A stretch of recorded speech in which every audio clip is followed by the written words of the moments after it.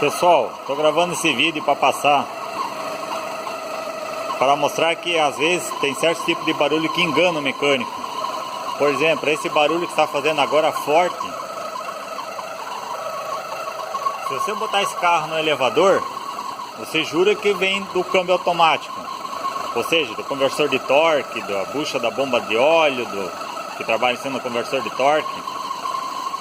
Peguei a opinião de dois especialistas em caixa de câmbio e os dois, com a minha opinião também, achamos que fosse a bucha fundindo em cima do conversor de torque. E no entanto, nada mais é do que o diafragma da tampa de válvula da admissão com o diafragma furado do respiro. O respiro fica mais ou menos nessa posição, tem um orifício.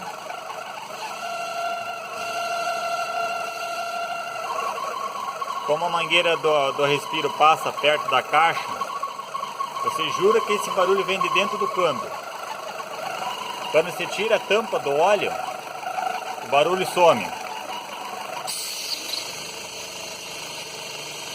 A depressão é tão grande dentro do motor, quando você fecha, o barulho volta, por causa do furo no diafragma.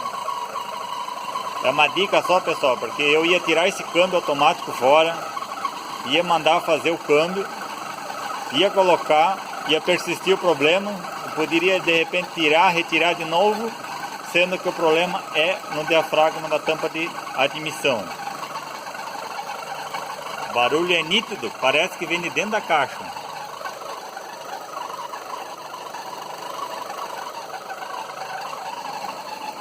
Isso aconteceu com C4 hatch e uma semana após peguei um 408 2013 com o mesmo problema.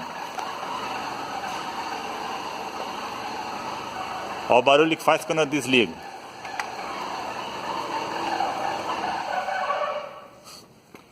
Você jura que é um rolamento fundindo.